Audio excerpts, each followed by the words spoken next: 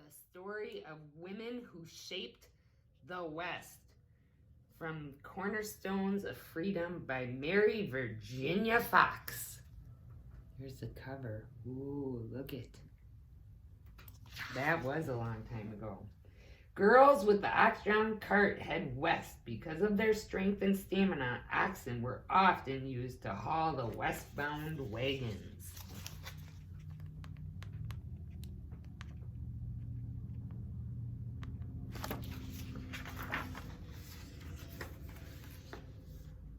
Ooh, look at this. Nice drawing. Looks like she's in a horse-drawn wagon sitting in the back.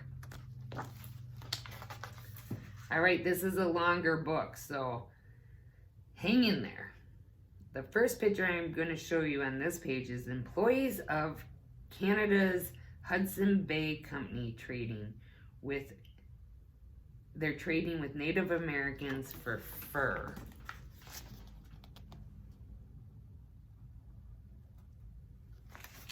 And let's begin. Explorers, trappers, and miners were the first European men to cross the plains and mountains of the West. But European women were soon to follow. The women were nurses and teachers, homesteaders and peddlers, horse traders and madams, reformers and ranch hands. They knew the dangers that they faced. In many cases, it was women who suffered the most. There were the hazards of giving birth and raising children with no medical care or doctors around. There were the social isolation that could bring numbing loneliness. But without these women, the West would never have developed as it did. Men blazed the trails, but when women and children went west, the commitment was made and the settlement was home. In this picture, Utah settlers pose in front of a log cabin in 1875, and it is an actual photograph. Sometimes old-time photographs can look like drawings, can't they?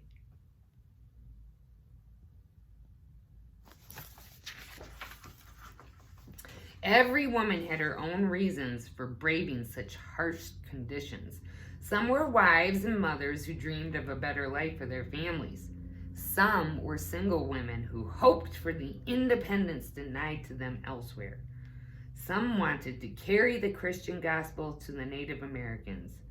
Narcissa Prentice was only 16 when she offered her services to the Presbyterian Mission Board. She wanted to bring her Christian faith to the Native Americans of the West. The church, however, was not about to permit a young, unmarried woman to travel alone in the wilderness, and so Narcissa had a long wait.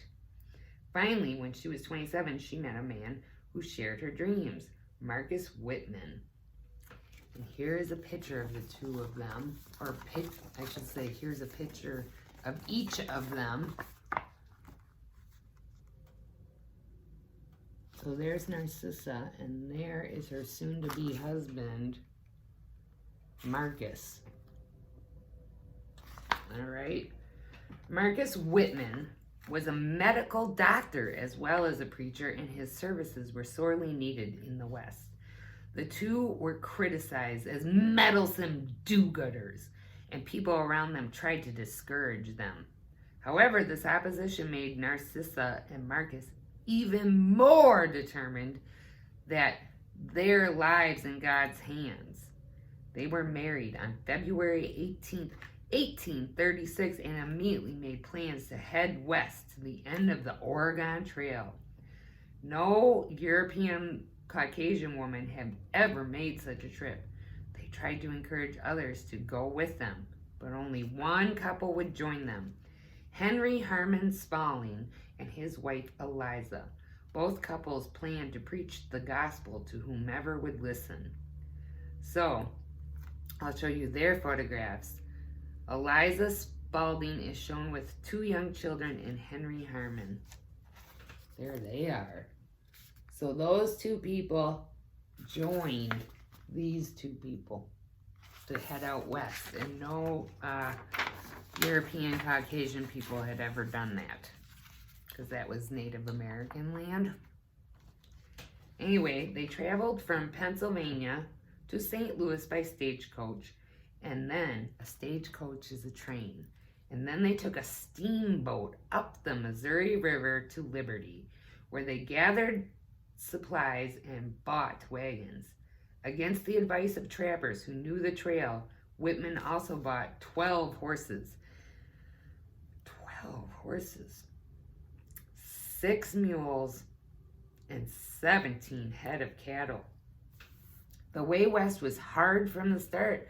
Blinding dust storms alternated with torrential rains that mired the wagons. They slept in tents that Narcissa had made out of oiled bed ticking. Her clothing turned out to be quite unsuitable, but Narcissa had her eastern ways, and the only thing she would change was her shoes. She switched to men's heavy boots. So here is a map of America, just to kind of show you how much they had to travel. It's a long way. Little by little, they had abandoned equipment along the trail. They kept their wagons as long as they could, after lowering them by ropes over steep cliffs. When the last axle splintered, they saved the best 2 wheels and made a cart to carry what possessions they could. The Whitman's journey was made even more trying by the constant complaining of the Spauldings. The rivalry and friction between the two families reached such a point that they decided to split forces as soon as they reached a likely spot for their missionary work. So the Spauldings settled among the Nez Perce Native Americans at Lapua in what is now Idaho. This is a picture of the Spauldings' established mission in the junction of Lapua Creek and the Clearwater River of Idaho. So this is a picture of the actual house that the Spauldings made to live in and try to convert Native Americans to Christianity. And the Whitmans went on to Wailatpu.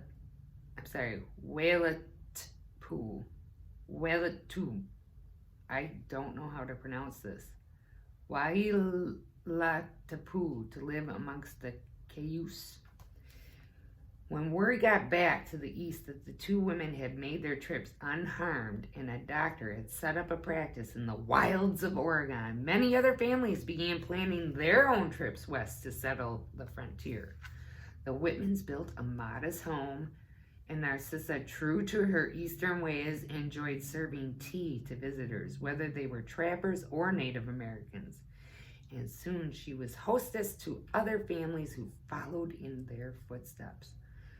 For 11 years, Narcissa ministered to the sick and preached the word of their God. In time, they established a school for the settler children. It was a hard and often grueling life, but one that seemed to be gratifying for them both. Everything came to an abrupt end when the Cayuse tribe caught measles from the passing immigrants. More than half of the Native American Cayuse died, and the survivors became convinced that the sickness was a white man's plot to kill all the Native Americans. And on November 29, 1847, a Cayuse warrior named Tamahas sought revenge on the Whitmans, and led a raid into the mission. Marcus, Narcissa, and 12 other settlers were all killed in that raid. The remaining settlers raised an army and drove the Cayuse people from their land. Joe Meek, whose daughter had died in the massacre, left for Washington with the tragic news and a demand that Congress pass a bill creating the Territory of Oregon. Soon a governor and the United States Marshal were appointed to keep order. The Whitmans died in the last Native American uprising in that part of the West. So this is an artist's portrayal of the assassination of Marcus Whitman and the 12 other settlers. But can you blame them? Half of their people have been wiped out by something they don't understand, and they have these white people who aren't from where they are from telling them how to think and what to do, and that the land is now theirs. Doesn't seem very fair, does it?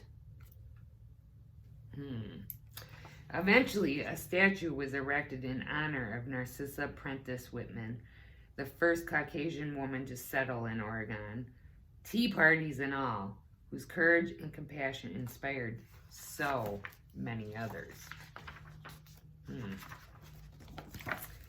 In another corner of the West, Henrietta Chamberlain King lived through almost every important chapter of Texas history. She survived the war with Native Americans, the war with Mexicans, and a war with Union forces. She saw the cattle boom, the coming of the railroads, and the discovery of oil. And Henrietta King had a hand in shaping many of the changes. Henrietta was teaching school in Brownsville, Texas, when she met Richard King, a riverboat captain. He decided land would bring a better profit. Although his friends thought him very foolish, Richard began to buy up vast tracts of land for very little money. Then he purchased cattle from Mexico to put the land to use. The captain, as he was always called, shared his big dreams for the future with the well-educated young school teacher. Henrietta may have thought some of his plans were unrealistic, but she had fallen in love with his home. She had fallen in love, and his home would become her home. They married in December of 1854, and Captain King purchased a stagecoach for their 4-day trip to Santa Gertrude Ranch. Armed outriders kept pace with the coach during the day and stood watch over the camp at night to guard against Native Americans and Mexican bandits who often took lives as well as loot in these parts. Unfortunately, the land King had described with such glowing terms had been scorched by a drought. The grass had shriveled and died. The mud of the watering sinks had turned into white dust, and the house he had described with such excitement was a small 3-room shelter. But to Henrietta, the captain's enthusiasm made everything seem all right. And from the start, she was a partner manager with her husband, riding the range with the captain.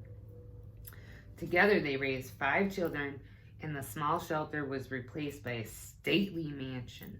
And in 1863, during the Civil War, Union forces captured Brownsville and set up for the ranch to capture the rebel Richard King. He escaped, but Henrietta, 7 months pregnant, remained behind and saw her guard murdered and her home plundered.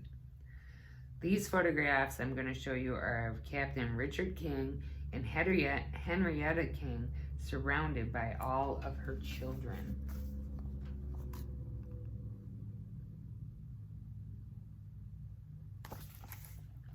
I do have to say, they thought they were doing the right thing. You can think you're doing the right thing and not be. So you should really talk to people and ask yourself deep down in your heart, is that right? Is that fair? Well, when the war was over, drought and a drop of the price of cattle brought hard times to the King Ranch. And when the captain died in 1885, Henrietta inherited a tremendous financial debt along with a lot of the land. With characteristic determination, she proceeded to put her accounts in order. She had the help of her son-in-law, Robert Kleinberg, but it was Henrietta's vision and Henrietta's decisions that changed the way cattle were handled on the King Ranch. In this picture, the first King home in Santa Gertrude's Ranch was constructed in 1859. So this is a photograph of their very first home. It's kind of light.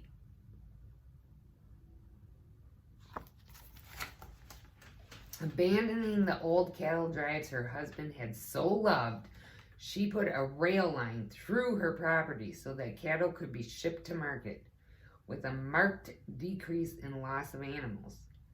Then she planned a new town called Kingsville as the main shipping center.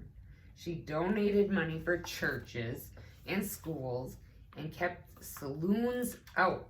No drinking, no bars. Many families wanted to settle in Kingsville. Henrietta owned and operated the town's lumber company as well as the weekly newspaper and cotton gin. She found new ways to bring water to the land.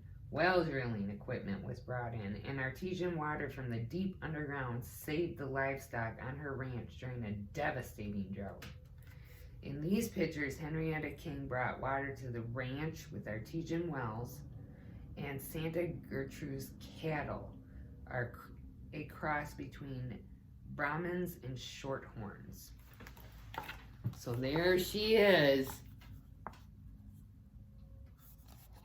And they're drilling for water so that the cattle don't die when it won't rain. Richard King had bred cavalry horses, police horses, and work horses. Henrietta and her son-in-law began developing race horses and bred 3 Kentucky Derby winners. Their most successful breeding venture, however, was the Santa Gertrudis strain of cattle, noted for their resistance to disease and their ability to thrive in harsh climates. So she bred these cows, which is another weird thing. Anyway, Henrietta King had inherited 500,000 acres of land and $500,000 debt. When she died, she left the estate of $5.4 million and more than 1 million acres of land. Her efforts continued to reap dividends. Oil was discovered on the King property, and much of the money was reinvested in land. A lesson learned for the captain. Within the last few decades, the boundaries of the King Ranch have spread to Australia, Venezuela, and Brazil. Henrietta would have been proud. Here's some pictures of Henrietta King in 1905, and then in 1930 the main house at the King Ranch was a stately mansion. Do you see how big they made their house? A little ridiculous, a little too much. Many women with humbler lifestyles also made their mark on the West. In 1856, Carrie Roach joined a wagon train with a minimum of supplies and no husband by her side. Carrie had learned to shoot a gun and as well as put food in a pot. She had seed for planting and a plow to break the ground. She also had Angus, which is a suede-backed mule brought with the last of her money. In her trunk, she had 1 coat, an extra set of underthings, and wool and flax to spin and weave into cloth. Carrie settled in a less than choice spot in Nebraska because Angus could go no further and she had a fever herself. She waved goodbye to the wagon train and set about making her camp. In this picture, many homesteaders who headed west in wagons piled high with furniture and household goods were forced to abandon their treasures along the way because there wasn't roads. They had to go over mountains and across prairies, and there was big rocks and all sorts of stuff in the way. In mountains. Carrie said, along the way, she had seen strange knobs on the horizon that turned out to be shelters made of mud and prairie grass. Without trees to build a proper house, Carrie soon realized that a sod house was the only alternative. Here's a little side note. My mom was born in a sod house in South Dakota and lived there until they built a house 5 years later. So she knew what it was like to live inside the earth. So with nothing more than a shovel and a hunting knife, she built her own sod house and planted seeds. Soon she had grown enough vegetables to trade with passing wagons. I'm going to show you this picture. The prairie grasses held the soil tight with their long matted roots. This sod could be cut into building blocks for houses. So here is a sod house. See how it's built into the ground? It's strong enough to hold the wagon and horses up there, isn't it?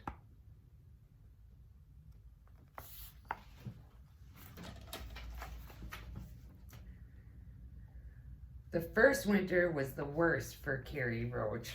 For months she saw no one and the wind never stopped blowing. But Carrie seemed to have a knack for survival, learning quickly and inventing her own solutions to problems.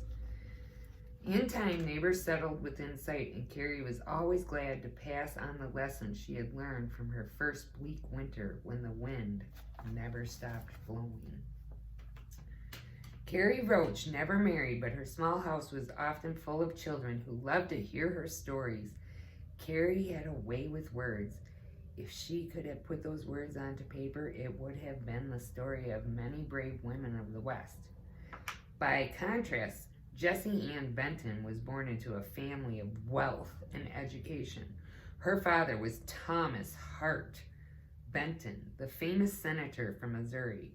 Benton's interest in the West brought the family in contact with many scientists and explorers. And in early 1840, Jessie met Lieutenant John Charles Fremont of the U.S. Army's Topographical Corps. Fremont's first job was to map the Dakota country, the beginning of his career and the beginning of a strong love between Jessie and Fremont.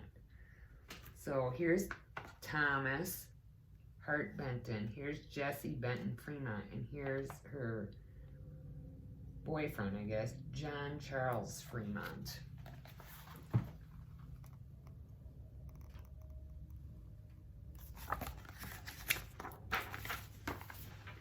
After the two were married on October 19th, 1841, Jessie took a keen interest in planning Fremont's expeditions, but the Army did not allow her to accompany him.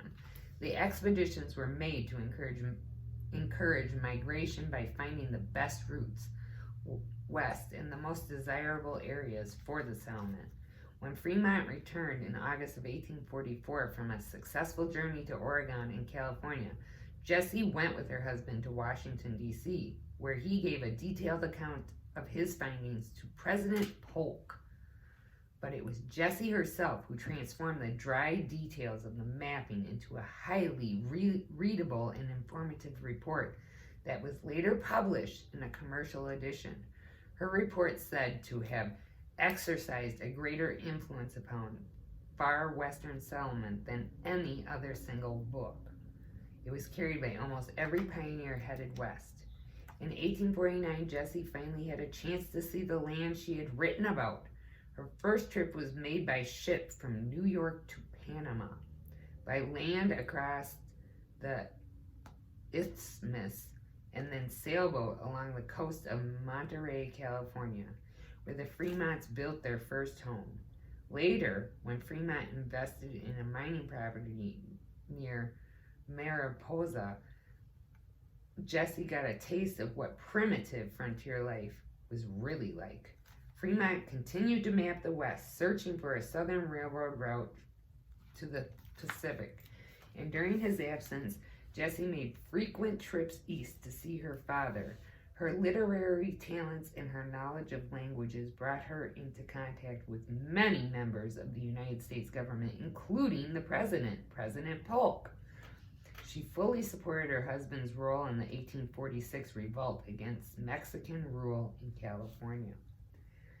This picture shows members of Fremont's expedition planted the U.S. flag in the Colorado Rockies.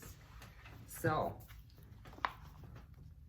you see, there's people up here, and they're putting the flag up at the top. I suppose claiming it for themselves. And when California was made part of the United States, John Charles Fremont was elected senator from that state, and in 1856 he ran as the first Republican candidate for president of the United States, and Jessie took an active role in the campaign. Although her husband was defeated and financial difficulties left them almost penniless, Jessie was not discouraged. She wrote a series of articles for the Atlantic Monthly that were later published in book form. She also wrote fiction, but Jessie's personal memoirs and her enthusiasm for the West were her most important legacy. So in this picture, John Charles Fremont explored the West on expeditions ranging from the upper Mississippi to California. Jessie Benton Fremont wrote about her husband's adventures. So this is the territory that they explored, and there's Jessie as an older woman.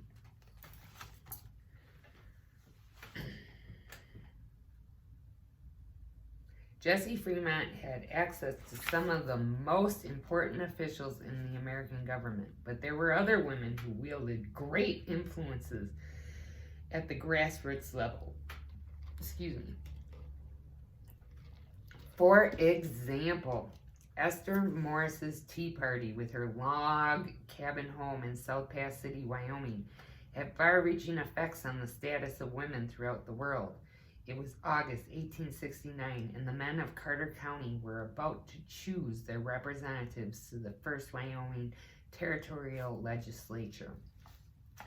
Among the dozen or so people invited to the Tea Party were the two opposing candidates for the legislature.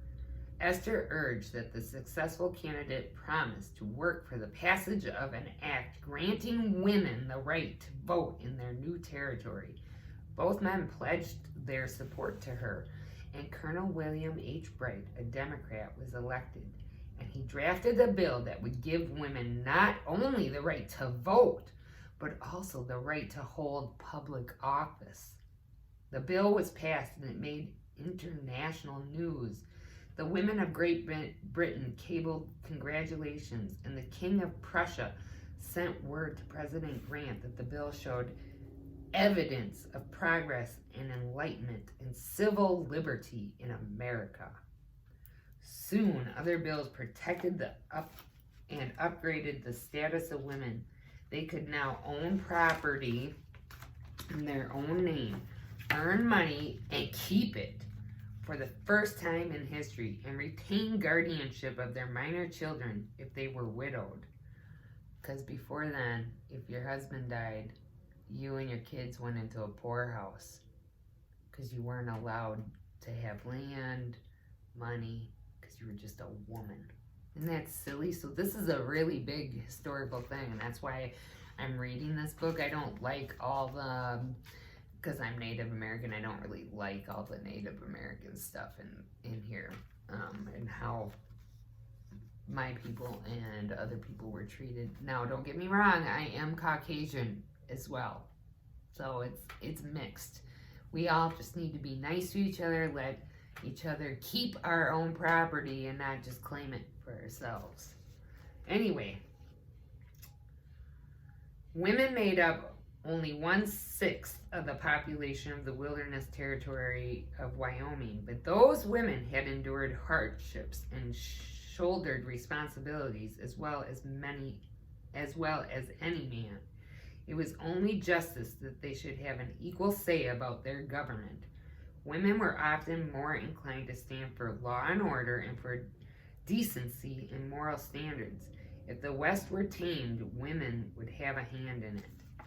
In this picture, under a Homestead Act, citizens would receive title to a land if they lived and worked on it. Here, a woman homesteader receives the deed to her very own land. So, that woman, you see her? I'm going to bring it all the way in, is receiving the deed to owning her own land. It's a big deal, too. Meanwhile, in South Pass City, Esther Morris was appointed the first woman justice of peace in the United States. The day she was sworn in, John Morris, a local saloon keeper and husband of the new justice, objected to his wife's accepting the office and made a scene in the courtroom. Esther Morris promptly fined him for contempt of court, and when he refused to pay his fine, she sent him to jail, her own husband. This did not break up their marriage, however, and Esther continued to mete out justice. An attorney who practiced before her court said, "She showed no mercy, but her decisions were always just." So there's a picture of Esther Morris and a picture of South Pass City, Wyoming from 1870.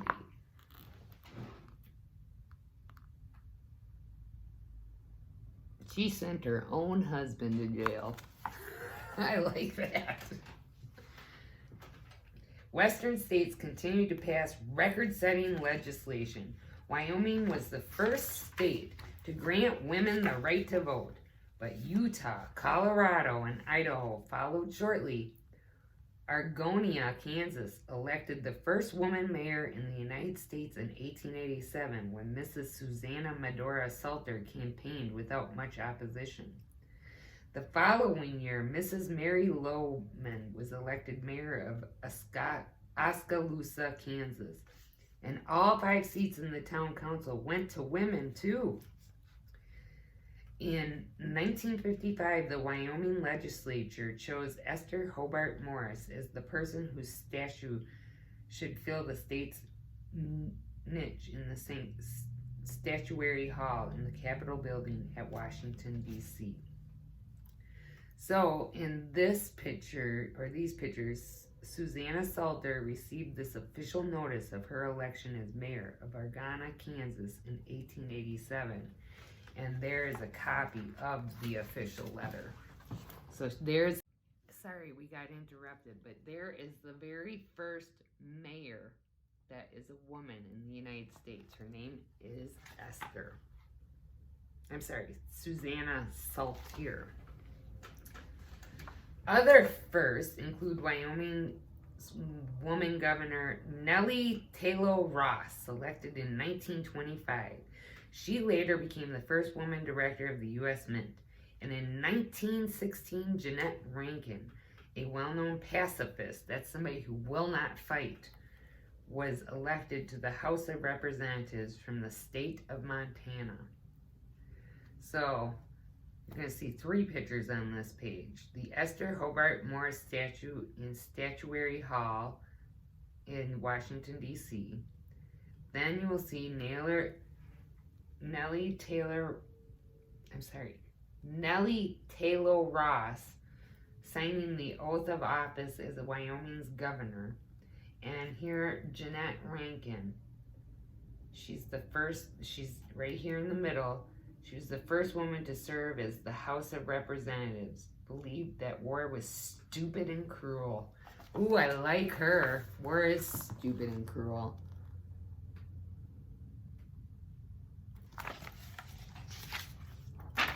I know it's a long book. We're getting there, though. Oh, we're on to one of my favorite.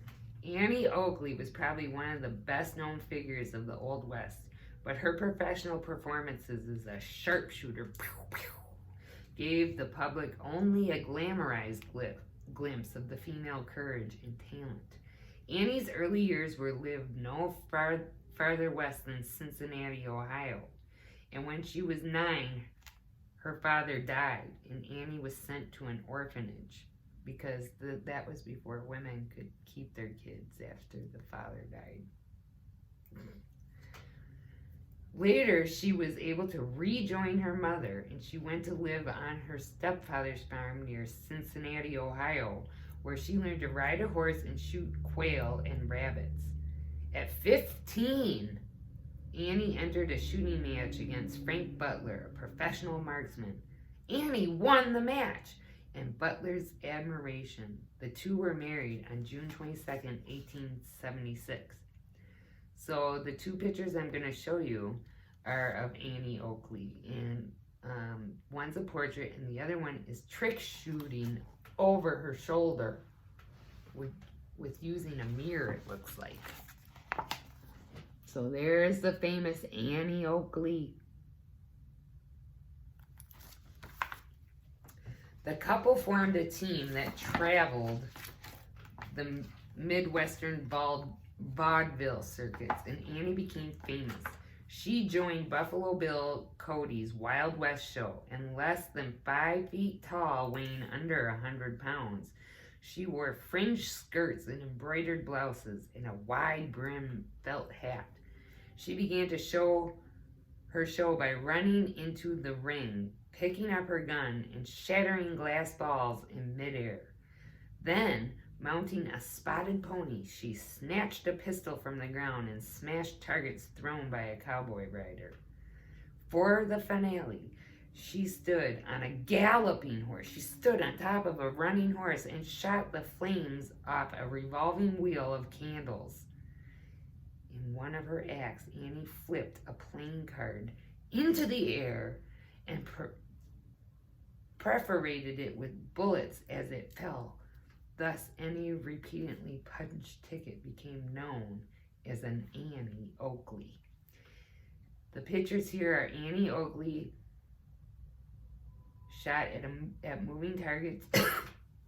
Excuse me, moving targets in her apprentice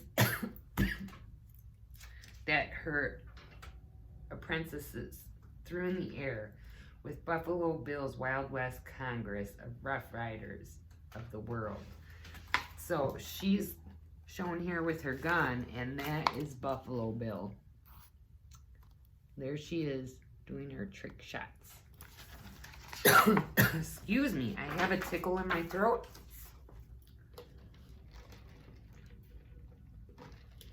During her lifetime, Annie toured the world and met crowned heads of Europe. Only after she was injured in a railroad accident did she give up her stage career. Annie's performance may have been a caricature of Western reality, but it fired the imagination of the whole world. She seemed to personify the bravery, daring, and skill of frontier women.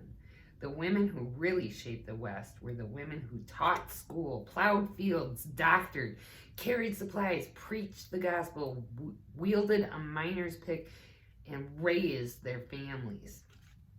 So after the rugged trip west in covered wagons, pioneer women faced further hardships keeping house on the prairie. Glass windows were a luxury, shipped in from the east on freight wagons.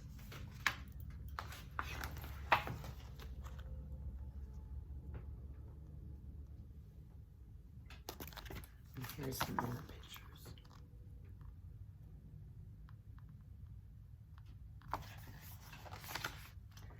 And you made it to the end. I only have one more picture to show you, and it says it's a pioneer woman gathering buffalo chips, which are their poop, for fuel, because you can burn it for fire. The dried buffalo droppings were the only fuel available in the treeless plains. I bet her daughter's helping. And you made it to the end of this book, the story of women who shaped the West. It's kind of a sad story, isn't it? But like I said before, I think people thought they were doing the right thing. And sometimes you can be wrong. All right, I hope you enjoyed that book. Sorry there was an interruption, but we'll get it all together. And there's another big bang. Anyway, I will see you next time we read a book. Bye-bye.